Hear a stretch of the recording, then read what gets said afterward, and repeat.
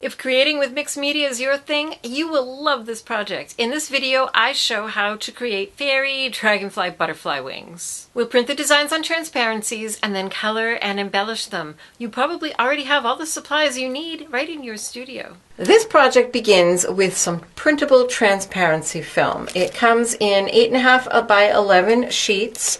It is fairly expensive, so let me give you a few tips on using it. First of all, you want to be sure that you carefully read and follow the directions for your particular product and do some tests. Before you ever print on your transparency, you want to first do test prints on 8.5 by 11 printer paper until you have everything just the way you want it. This file is included in your class in several formats, just in a JPEG that you can print out on your home printer.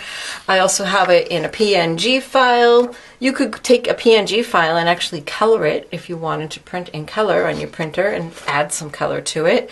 And also have it in a Photoshop file with all of these as separate layers that you can go in and resize and change however you like. But if you don't do any of that, that's fine. You can just print this out and use it exactly as is. And all of these images are copyright free. That you can use them for commercial use, so you can make things to resell. But here's a few tips for the particular brand that I'm using and that's linked in your materials list. There's a slick side and a rough side to this film, and you want to be sure that you print on the rough side. And you want to try to handle it by the edges so you don't get fingerprint oils on it. And you need to be sure to let it dry completely before handling it. So once you have your pieces printed and you know they're dry, you can then cut them out. You can rough cut them and then cut them a little more closely. And one thing you can do if you want, I'm trying to do this so you can see. There we go. You can leave a little bit of a tab to hold on to. You don't have to do this. You can manage without it, but it does make things a little bit easier just to have an area where you can hold on to your pieces. And if you have leftover bits, you can use these. Like here's one where I'm not using the body of the insect, but I can use this leftover bit of transparency in another project. I can just take this, take some repositionable scrapbook adhesive, and then this would go on the slick side since we're going to print on the rough side. Make sure that you get that adhesive right to the very edge of your transparency. Place it so that it's parallel with the leading edge that's going into your printer. And then you can place that on. And now I know that I'll get these two wings printed. In fact, I could scooch it up a little and actually get all 4 of those wings on that one scrap, and then you can just send it through the printer. They're a little bit pricey. It's like $10 for 6 sheets, so you want to use every little bit. And one final tip is when you're done, if you have ones that you're not going to use and maybe you want to use this for something else in the future, rubbing alcohol. Now, it may not be the same for all transparencies, but for this particular brand, rubbing alcohol will remove all of the ink. Once you have your pieces printed, you can cut them out and you can use whichever portions you want. Just cut away areas. Like for this one, I might cut away that second wing and just use this one. You want to cut just right next to that edge. You don't have to cut right on the line. You can leave a little bit of clear film outside the edge. I wouldn't leave a lot, because we're going to have to put a coating of resin over the edge, and we don't want that too wide. A few of the things that I use for decorating: microbeads, gold leaf flakes, Mylar flakes of different kinds, nail art powders, which are beautiful and iridescent.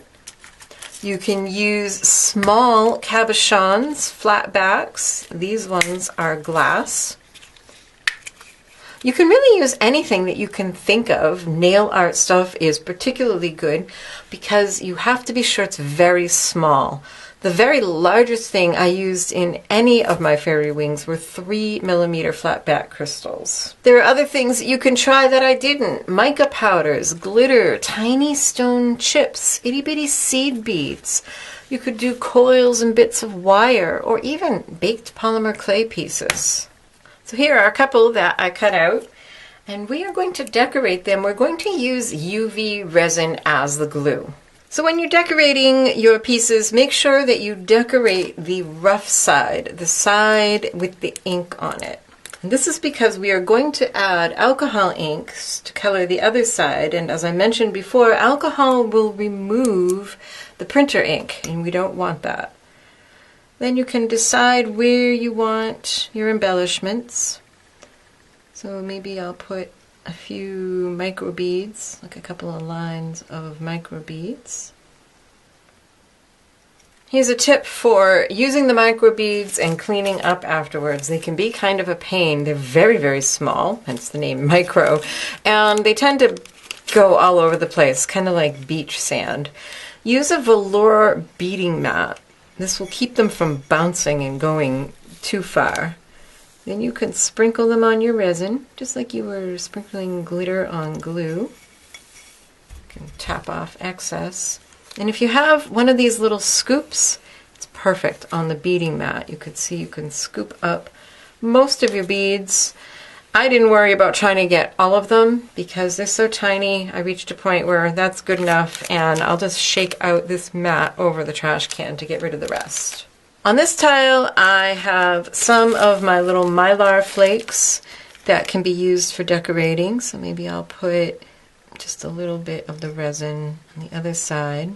You can pick up a big clump at a time, but you also might want to just pick up one or two at a time. You can move these micro beads around until you're happy with the way they look.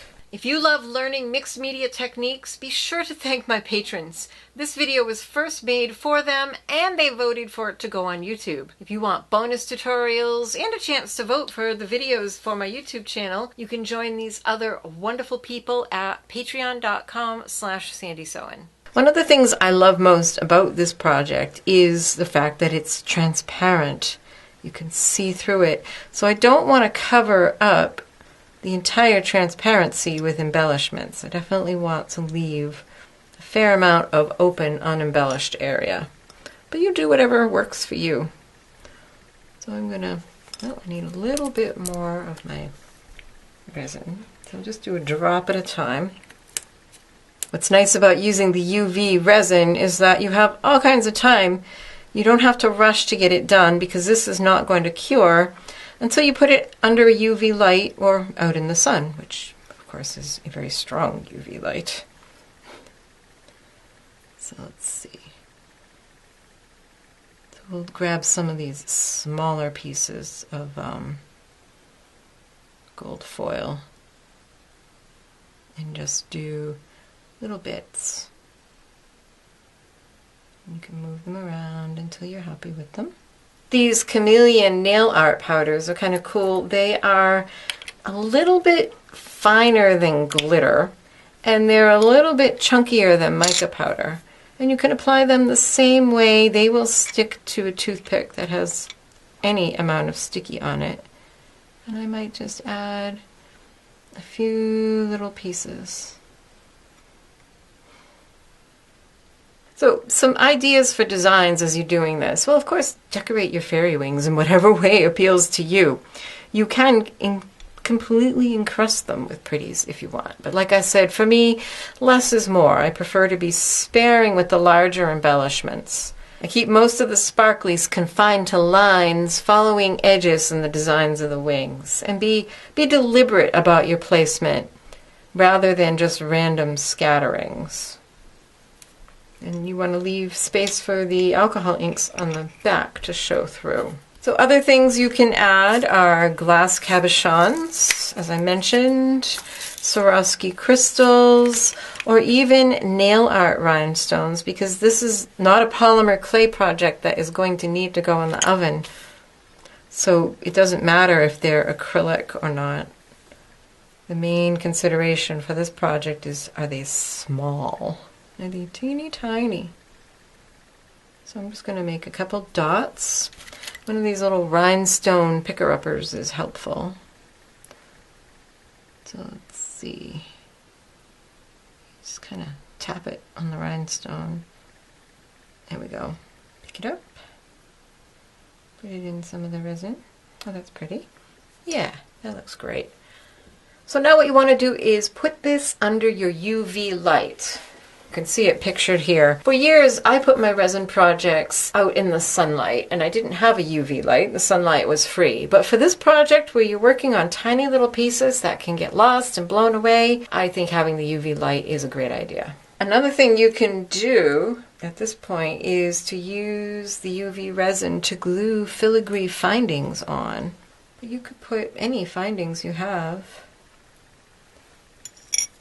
Remember that it's not going to glue anything until it's been cured. I think this really enhances the look of the wings. So we'll put that on. And then we'll put these under the UV light. Once you have all of the embellishments that you want on your wing, now it's time to add a domed layer of resin. This is important because these little bits of resin are not enough to hold these embellishments in place. They actually will slide right off the transparency. You do want to use a resin that has a good doming quality, like the Lisa Pavelka Magic Gloss, as long as it has a strong surface tension and domes for you. That is what you need for this project. So you always start with the resin in the center and use a toothpick or a needle tool. We're just going to nudge it up and over any of the embellishments and out to the edges. Sometimes this resin, you can see why it's handy here if I had left a little handle for this piece so I could move it around. But I'll just move my tile, which is also helpful. I was saying sometimes this particular brand of resin will pull away from the edges on you. You will think you have scooched it all the way to the edge of the piece, only to find out when it's cured that it's pulled back. That happens. It's normal. You can just go back in and add another layer later. The important thing here is that you always add the resin from the center out. So I can see I don't have quite enough, but I'm not going to put it here where I don't have it. Always start from the center. This ensures that you have a nice smooth dome.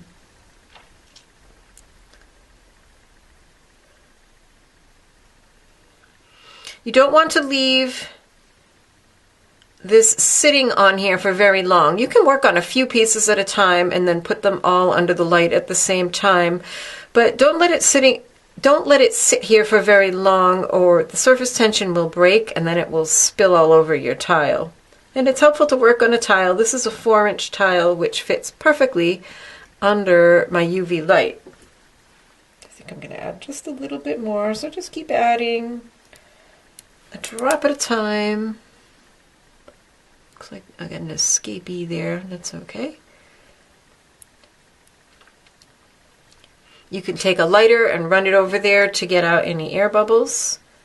Although it's not such a big deal on a project like this, then get it under your UV light to cure. Don't get excited and add your embellishments and then add that doming layer of resin before you cure these.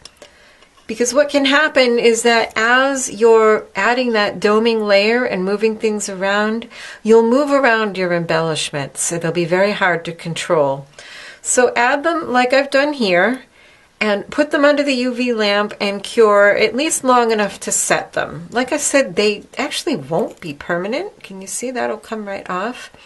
But it will hold these all together so that when you add the doming layer, all of your designs won't move around.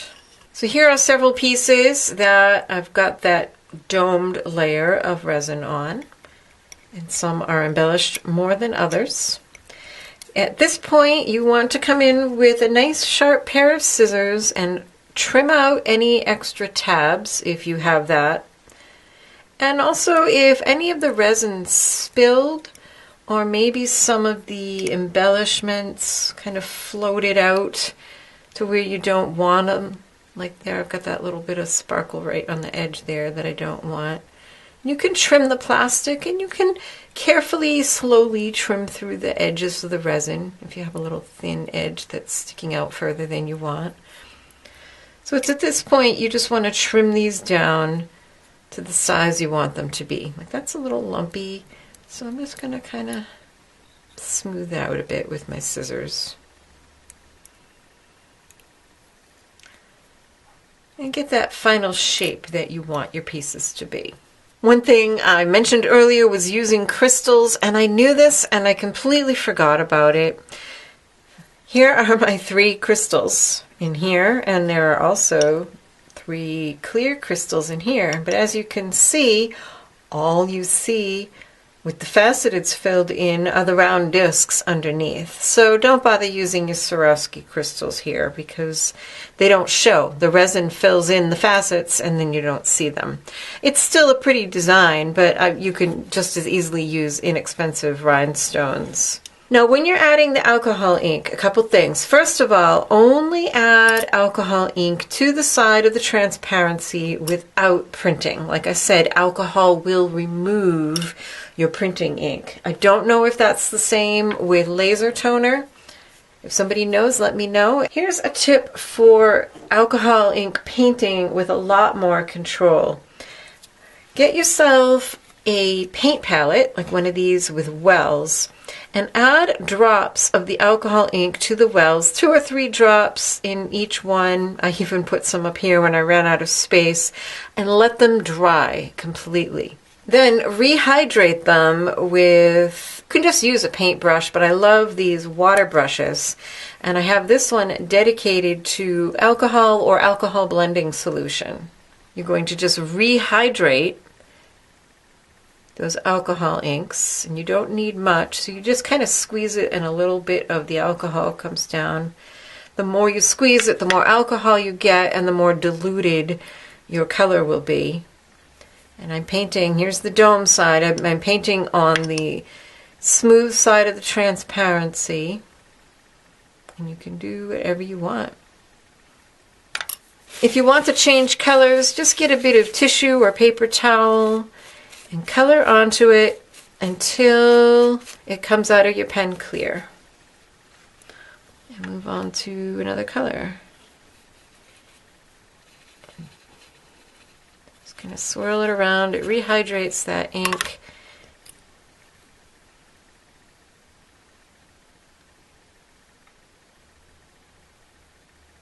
Oh, isn't that pretty? You can leave areas perfectly clear. You can color the whole thing. I think I'll add a little bit of yellow down here. And get as creative as you want with this part. And then make sure that those inks are completely dry before you move on to the next step. And here's another tip for you. You can build up layers of color just by not squeezing out any extra alcohol. You're going to have it less diluted, and then just kind of dab it in areas. The alcohol inks really do a great job of kind of blending on their own. So I'm just bringing this out and letting one area be pretty dark, and then the other areas kind of bleed into it. So I've got that. Oh, let's make those match, huh? Okay. Got that dark purple. I'm going to squeeze this out until it's clear. And then come in from this end with just the plain alcohol. Let's see how that gives you a fade. So I'm kind of squeezing as I'm swiping up.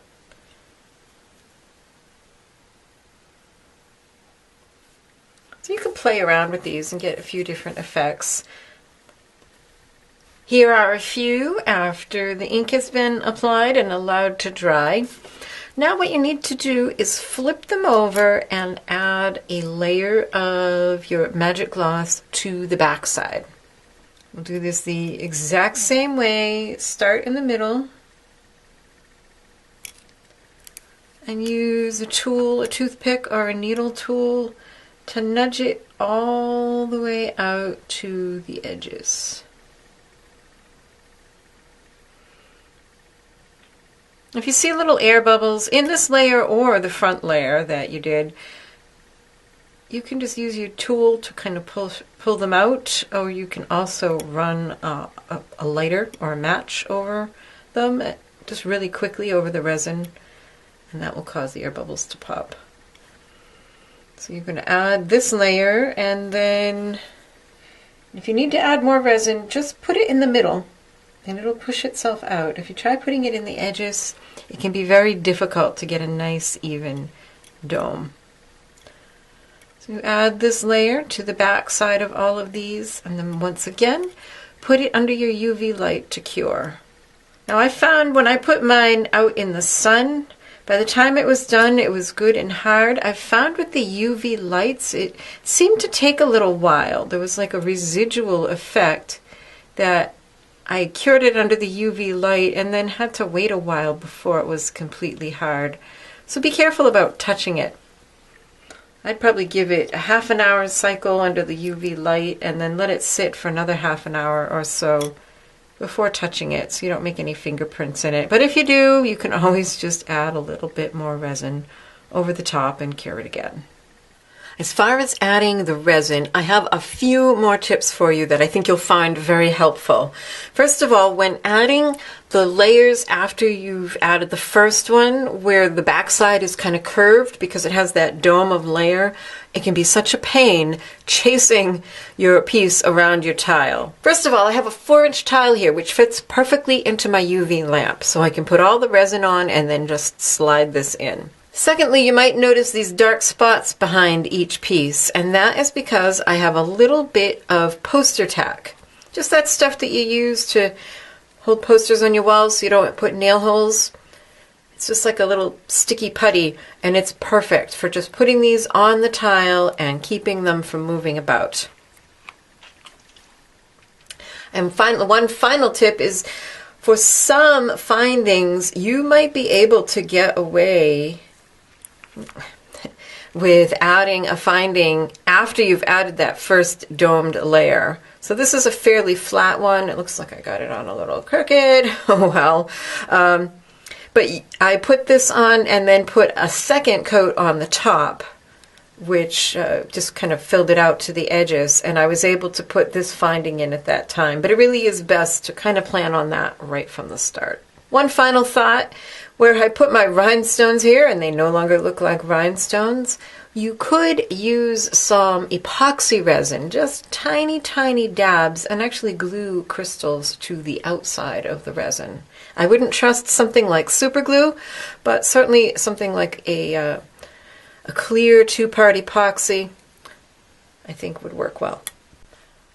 Here are a whole bunch of these fairy wings, some finished, some in various stages, just to give you some tips for finishing. If you added a finding, like I did in these two, and it's encased in the resin, well then you're ready to use these as wings on a doll. Make sure you don't put them in the oven, of course, with polymer clay if you're doing that, because the plastics are not compatible with the heat of the oven, so you'll have to add them after baking polymer clay pieces. But you're all set. If you want, you can drill holes in them. I like to just use a little handheld drill bit. This is a 1/16 inch drill bit. Now this doesn't drill quite as easily as polymer clay, but it's not hard.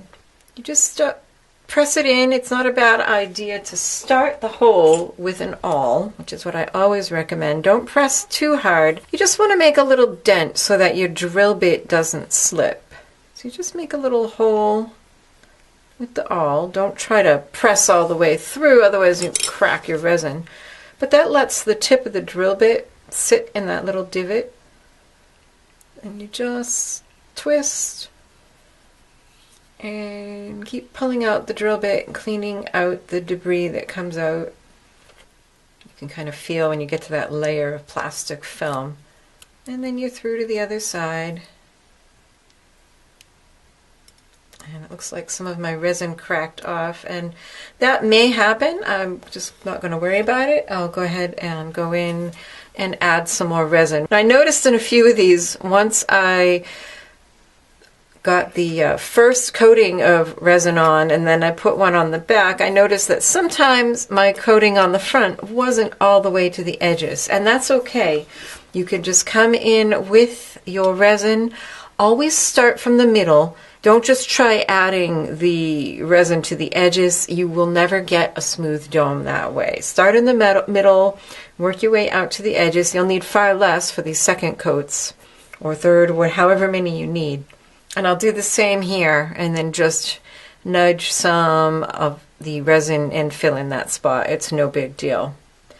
Now some of these, I really like how they are without any alcohol ink color. I added enough embellishments. I don't think I need to color the wings.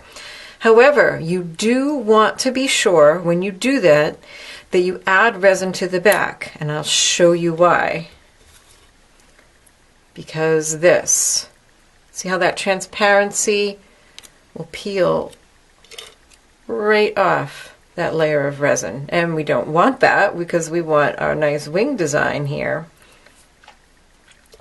But once you add the second layer of resin to the back, it's not flexible.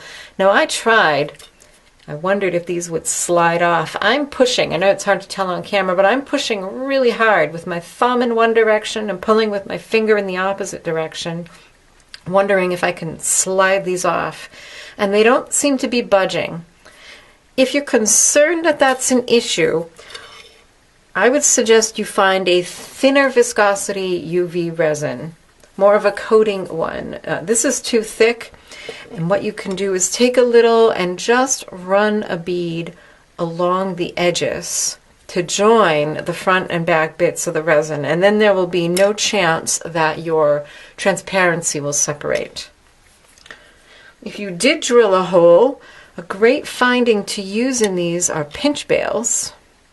And it's just what it says, you just pinch them together like that. And isn't that sweet? You can just use it as a charm or a pendant. You can use things like a toggle would be really cool. This might be a little big for any of these. Like here's a little tiny heart toggle clasp. But what about just using the heart? Or even you can use the bar on a smaller one, perhaps. And these bits would be, of course, you'd have to plan this before you add your top dome of resin. These would be encased in the resin just like these ones. Now that you've learned these techniques, you're going to want to check out my Dragons and Fantasy playlist for ideas for how to use these wings in your own designs.